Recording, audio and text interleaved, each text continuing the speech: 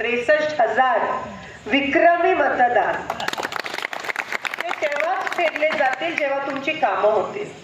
आणि आज मी जे वचन दिलेलं कामं होतील आणि त्या माध्यमातून ऋण फेडले जातील तो शब्द पूर्ण करते आणि कोनेरी गावाला 10 लाखाचा हनुमान मंदिराचा सभामंडप मी समर्पित करत आहे. शेवटी ही खासदार निधी ही काय खासदार आमदाराच्या खिशातली नसते, ही तुमचीच असते. तुमचेच पैसे असतात जे टॅक्स भरतात,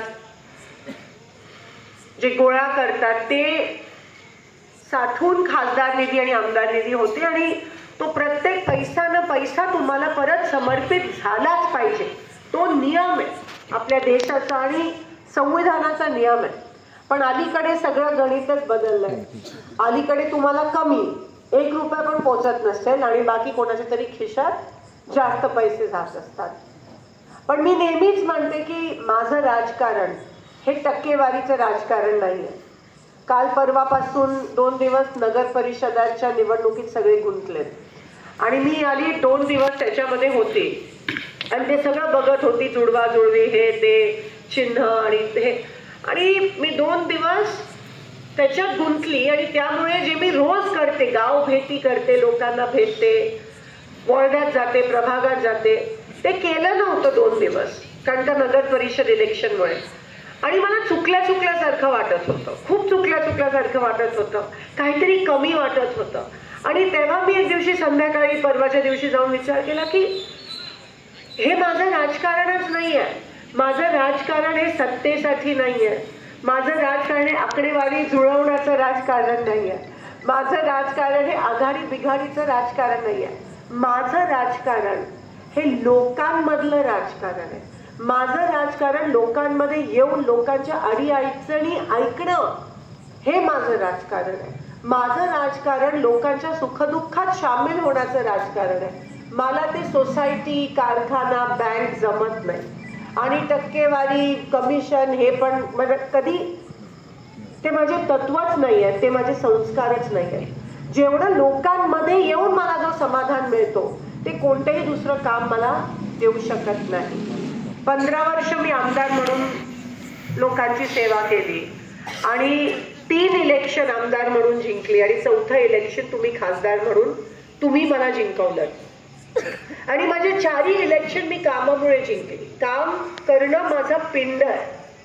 हे सत्याचं राजकारण, हे आकडेवारीचं राजकारण मला कधी जमलं नाही आणि सुदैवाने जमायला पण नकोय, कारण का माझी नाळ, माझा पिंड, माझी लोक आहेत आणि लोकांचं काम आहे, ते माझं पिंड आहे.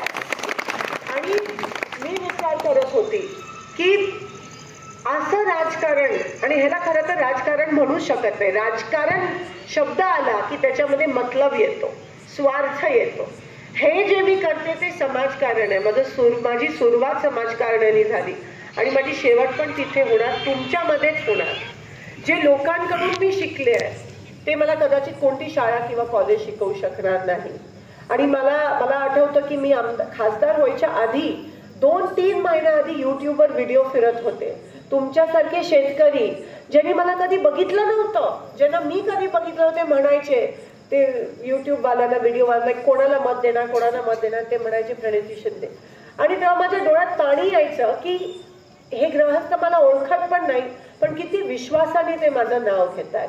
आणि जर मी आज त्यांचं काम केलं नाही तर तो माझ्या हातून होणारा सर्वात मोठा पाप आणि त्यांच्या प्रती खूप मोठा विश्वासघात होईल. आणि ते माझं राजकारण नाही आहे, ते माझे तत्व नाही आहे, ते माझे संस्कार नाही आहेत. आणि म्हणून आज मला अत्यंत आनंद होतोय की मी काहीतरी देऊ शकते. जरी 5 लाख 5 कोटी जे एका खासदाराला मिळतात एवढ्या मोठ्या मतदारसंघासाठी, ते खूप कमी असतात, ते पैसे खूप कमी असतात. मी प्रत्येक ग्रामस्थांना सांगायचा प्रयत्न करत असते की एवढे एका वर्षात एवढं सगळं सगळीकडे जाणं शक्य नाही आहे. आणि ते मला माहिती आहे, 15 वर्षात मी ते शिकले की आपण जे काही बोलतो ते सगळं एका झटक्यात नाही करू शकत. पण जेव्हा आपण नाती जोडतो तेव्हा मन जिंकतो. जेव्हा आपण लोकांच्या सुखदुःखात सामील होतो तेव्हा आपण मन जोडतो. आणि असं राजकारण हल्ली दिसत नाही. असं समाजकार्य करणारी लोक. आणि तेव्हा मी विचार करत होती की हे बीजेपीचे लोक जे दाखवतात की आम्ही एवढं करतोय आणि हे, ते अस्तित्वात वस्तुस्थिती अशी आहे की ते काहीच करत नाही आहेत. ते फक्त जाहिरातबाजी करतात, ते यूट्यूब आणि फेसबुक उघडल्यावर दिसतात, पण तळागळात येऊन वाड्या वस्तींवर जाऊन कोणीही लोकांमध्ये सामील होत नाहीये. आणि माझ्या पक्षाने मला शिकवले की लोकांमध्ये सामील व्हा. लोकप्रतिनिधी आहोत आम्ही, संविधानाने दिलेली एक छोटीशी व्यवस्था आहोत. या देशाचं केंद्रबिंदू या देशाचे पंतप्रधान नाही आहेत. या देशाचं केंद्रबिंदू या देशाची लोक आहेत, या देशाची जनता आहे. या देशात लोकशाही आहे, हुकुमशाही नाही आहे, अजून तरी नाही. आणि आम्ही ते होऊ पण देणार नाही जोपर्यंत काँग्रेस जिवंत आहे, जोपर्यंत माझ्यासारखे तुमच्यासारखे कार्यकर्ते जिवंत आहेत तोपर्यंत. इकडे जर कोणाची हुकुमशाही आहे तर ती लोकांची हुकुमशाही आहे, तुमची हुकुमशाही आहे. आणि म्हणून आज मी माझ्या आयडॉल ज्याला म्हणतात, आदरणीय स्वर्गीय श्रीमती इंदिरा गांधीजींना मी नमन करते. आज त्यांचा वाढदिवस आहे आणि त्यांचं मी नमन करते. या देशाच्या पहिल्या महिला पंतप्रधान जगाला काँग्रेस पक्षाने आणि देशाने दिल्या. आज त्यांची आठवण येते कारण का आजच्या परिस्थितीत जगभरात आपला देश कणखर नाहीये. पाकिस्तान काय, त्यावेळेस त्यांनी अमेरिकेला पण झुकवलेलं. अमेरिकेचे राष्ट्रपती निक्सन होते, त्यांना पण इंदिरा गांधींनी झुकवलेलं. इंदिरा गांधींसमोर सगळे थरथर कापायचे. आता मात्र उलटच आहे.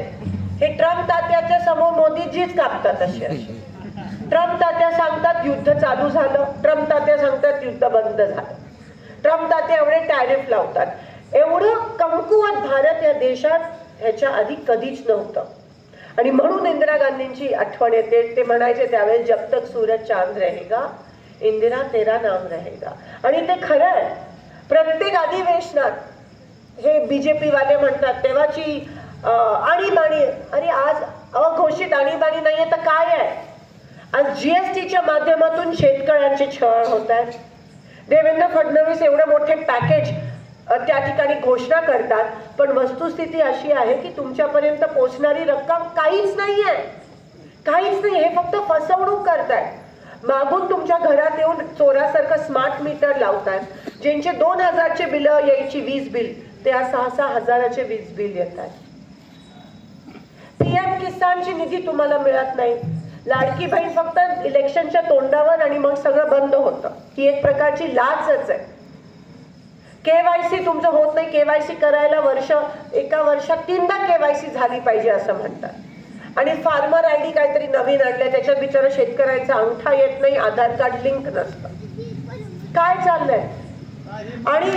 आणि हीच अघोषित आणीबाणी आहे, हीच अघोषित आणीबाणी आहे. पण मी तुमच्या समोर ही वस्तुस्थिती मांडली नाही तर आहे कोण सोलापूर जिल्ह्यात मांडायला? सगळे मॅनेज झाले. जर काँग्रेसचा आवाज मी तुमच्या समोर आणला नाही, जर बीजेपीची जे खोटं मी तुमच्या समोर बोलली नाही तर बोलणार कोण? जिल्ह्यामध्ये दुसरं कोणी काँग्रेसचं नाहीये. आणि जर लोकशाही जिवंत ठेवायची असेल तर मी बोलणारच. आज जेव्हा मी इकडे येते, तुमच्याशी बोलते, किंवा जेव्हा मी गाव भेटीच्या माध्यमातून तुमच्या अडीअडचणी ऐकते, त्यालाच तर लोकशाही म्हणतात. मी लोकांना बोलतं करते. तुमची गेलेली ताकद ही तुम्हाला परत देणं हे पण माझं कर्तव्य आहे. जीएसटीच्या माध्यमातून तुमच्यावर अन्याय होतो, तुमची ताकद मिटली जाते, ती परत देण्याची वेळ आली आणि ती मी देणारच. आणि मोळकर तुम्ही नेहमीच लोकशाहीला मतदान केलंय. तुम्ही नेहमी संविधानाच्या बाजूने उभे राहिला. कारण का लाटेत पण मोहळने काँग्रेस पक्षाला आणि महाविकास आघाडीला त्या ठिकाणी मताधिक्य दिलेलं. मी तुमचे मनापासून आभार मानते. मला तुमच्यापैकीच अनेक शेतकरी फोन करून सांगायचे की ताई काळजी नका करू, पुढारी नेते एकीकडे आणि लोक एकीकडे. ही जनतेची निवडणूक होती, ही लोकांची निवडणूक होती. आणि शांततेत क्रांती घडली मागच्या 2024च्या निवडणुकीत. आणि मग बीजेपीला जाग आली. 3 महिन्यात त्यांनी ईव्हीएम हॅक केलं. एकीकडे ईव्हीएम हॅकिंग होतंय, दुसरीकडे मतदार याद्यांवर त्यांचा दबाव आहे, आणि तिसरीकडे लाच देऊन इलेक्शनच्या एक दिवस आधी महिलांच्या खात्यात जेव्हा 10,000 2,000 जमा होतात तेव्हा नाही का तो आचारसंहितेचा भंग आहे. पण ज्ञानेश कुमारजी त्यांच्याच हातात सगळं पुतली म्हणून वागतायत. ज्ञानेश कुमारजी माहिती आहे ना कोण आहे, निवडणूक आयोग. मग काय राहिलंय, विरोधकांचा आवाज दाबला जातोय, मीडिया पूर्ण गोदी मीडिया झाली, इलेक्शन कमिशन त्यांच्याकडचं झालंय. मग ही नाही का अघोषित आणीबाणी, आणि हे मी बोलणार नाही का? आपण किती दिवस सोंग घेणार आहोत गप्प बसण्याचं? तुमच्यावर अन्याय होतोय, या विळख्यातून आपल्याला बाहेर पडण्याची गरज आहे. मी माझं कर्तव्य करीन, मी करीन मला आता तुमच्यापासून कोणीही दूर घेऊन जाऊ शकत नाही, आणि मी जाणार पण नाही. ह्यांच्या नाकावर टिचून मी तुमचं काम करीन, आणि मी लढते. मी भांडखोर आहे, माझी आई नेहमी म्हणते, माझी वडील नेहमी म्हणत तू भांडखोर आहेस. मी माझ्या लोकांसाठी भांडणारच, तुम्ही माझे केंद्रबिंदू आहात. अहो तुम्ही मला खासदार बनणं काय सोपी गोष्ट नसते. या देशात फक्त 543 खासदार आहेत, आणि तो मान तुम्ही मला दिला. 6 तालुके मला मतदान केले. हे काय मी एसीत बसायला खासदार झाली नाहीये. खासदार असेल मी माझ्या घरी, इकडे मी तुमची नोकर आहे, इकडे मी तुमची सेवक आहे, आणि हे कधीच विसरून चालणार. आणि माझे पाय जमिनीवर आहेत, आणि ते तुम्ही ठेवता, माझे तत्व ठेवतात, माझे संस्कार ठेवतात. हे बीजेपी आज एवढा दबाव आणते. मी कधी एवढं गलिच्छ राजकारण बघितलं नव्हतं. बीजेपीचे अनेक पालकमंत्री बघितलेत मी. खरं तर मागच्या 15 वर्षात एकच वेळ होती जेव्हा काँग्रेसची सत्ता होती, बाकी दोन्ही वेळेस बीजेपीची सत्ता होती. तरी लोकांनी मला निवडून आणलं, आणि तेव्हा माझा अजून विश्वास कामात बसला की कामामुळे लोकांनी मला मतदान. दुसरं काय माझ्याकडे वापर ज्याचा मी वापर करू शकते मतदान घ्यायला? ना सोसायटी आहे, ना बँक आहे, ना कारखाना आहे. फक्त काम आहे जे मी तुमच्यासाठी, आणि कामावरच निवडणूक लढली पाहिजे, कामावरच निवडणूक जिंकली पाहिजे लोकशाहीत. दुसऱ्या कोणत्याही गोष्टीचा वापर जो करतो त्याला लोकांची हाय लागते म्हणजे लागते. आणि म्हणून ह्या ठिकाणी मला त्या ठिकाणी नमूद करायचंय की मी सदैव मी तुमच्या सोबत आहे. वाड्यात, वस्तीत, झोपडीत, घरात आपल्याला शिरून काँग्रेसचं त्या ठिकाणी काम करायचंय, आणि लोकशाही जिवंत ठेवणं हे आपलं कर्तव्य आहे. लोकशाहीचा दिवा, लोकशाहीची ज्योत ही अखंड ठेवणं हे आपलं कर्तव्य आहे. ते तुमच्याशिवाय शक्य नाहीये. पण ती क्रांती आता लोकांमधून आली पाहिजे. आम्ही तर राज्यकर्ते, आम्ही तर बोलणारच, पण जोपर्यंत लोकांमधून ती चळवळ दिसून येत नाही तोपर्यंत ह्या देशाला ज्या क्रांतीची वाट बघतोय ती क्रांती लवकर होणार नाही. म्हणून ह्याच्या पुढे जे काही करावं लागलं, मी तुम्हाला सांगत होती कसं गलिच्छ राजकारण हे आहे. एवढे पालकमंत्री बघितलेत, पण कधी कोणत्या पालकमंत्र्यांनी महाविकास आघाडीच्या खासदारांची DPDCची निधी थांबवली नाहीये, कधीच नाही. हे पहिल्यांदा झालं असेल की तिकडे ओमराजेंची, धैर्यशील दादांची, आणि आता इथे माझी, आमच्या तिघांची DPDCची निधी थांबवली आहे. DPDCची निधी ही काय आमच्या खिशातली नाहीये.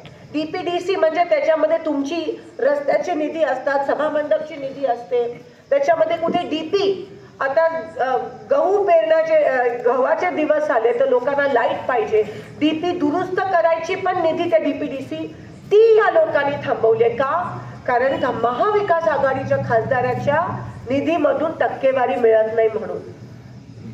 तुम्ही विचार करा किती खालच्या पातळीला जाऊन हे राजकारण करताय. तुमचे पैसे थांबवले, तुमची होणारी कामं या लोकांनी थांबवलेत, आणि शेवटी आम्ही तिघांनी ठरवलंय की आता कलेक्टर आणि प्रशासनाच्या विरोधात आम्ही कोर्टात जाणार आहोत. कमिशनरच्या विरोधात तर मी गेले, कलेक्टरच्या विरोधात पण आम्ही कोर्टात जाणार. आम्ही गप्पा बसणार नाही. आणि जसं मी म्हणाले ना, लोकांची हाय हे तुम्हाला कळायला पाहिजे. हे लोक काय करतायत. काल म्हणे इकडून तिकडे हेलिकॉप्टर मध्ये जात होते पालकमंत्री. शो, फक्त शो.